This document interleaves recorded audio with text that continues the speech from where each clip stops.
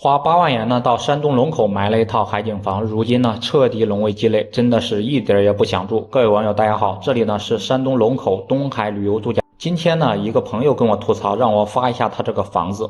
我呢本人是不卖二手房的啊，但是我个人觉得还是有必要把他这个经历告诉大家，因为现如今呀，我发现网上有非常多这种房子，很多人呢以此为噱头来博流量，就比方说山东海边6、7万块钱、7、8万块钱就能买一套海景房，听起来真的是非常的吸引人。那么这种房子真的能住吗？这个小区呢，就是海滩旁边的一个小区，叫高尔夫1号，跟大海呢真的是一路之隔，非常的近。这个小区现如今二手房的均价是3000多块钱一个平方，属于那种没有电梯的布期房，基本上都是外地人买的。大家再看一下，这是一套40多平方的房子啊，大概是49平方。这一层呢就是顶楼，现如今呢这样的小户型又是顶楼的房子，差不多7、8万块钱就能买一套了，真的是非常的便宜。而且还带一个小露台。我这个朋友就说呢，他大概是3年前嘛来这个小区买了一套这样的房子，也是毛坯的。买了之后呢就没有装修，没有时间装修，一直把房子空在这里。在接下来这2、3年，终于算是想明白了，这套房子是不适合自己住的。首先第一点原因呢，就是它没有电梯，想上楼的话只能爬楼梯。要知道，大多数来这边买海景房的人呢，都是想享受生活的。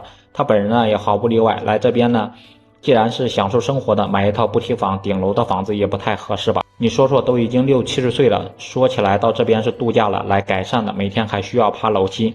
年轻人也还好啊，老年人呢经常喜欢自己做菜，每天都要上下楼梯好几回去买菜，或者是海边散步，上下楼梯多了，那确实是太累了。那像第二点呢，就是它这个顶楼呀，顶楼不可避免的会漏雨。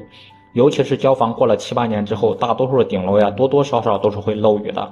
虽然说做一下防水也花不了多少钱，但是确实挺烦人的。再想想，假如来这边租房的话，一个月无非800块钱、600块钱，年租的话1万块钱就能租个2室1厅的，甚至1楼带院子的小户型，何必再装修这样的房子呢？装修的话，至少得花个3、4万块钱。像第三点呢，就是装修了。装修他也问了一下，由于他这个房子没有电梯，那自然装修的时候非常麻烦，上下拿这个材料干什么非常的累。这个装修公司呢要价也非常高，人家说这个水泥的工人来搬，各种地板砖都需要工人来搬，要价也非常的贵。像第四点就是这样的房子便宜，那自然有便宜的道理，那就是卖的时候非常不好卖，哪怕卖7、8万块钱一套也是非常的不好卖，因为这个受众群体太小了。总的来说，便宜的房子自然是有便宜的道理。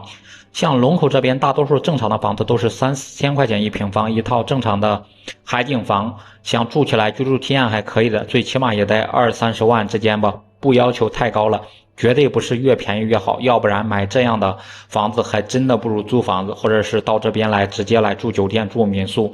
那么大家觉得这样的房子如何呢？你会买吗？欢迎大家在下方留言讨论。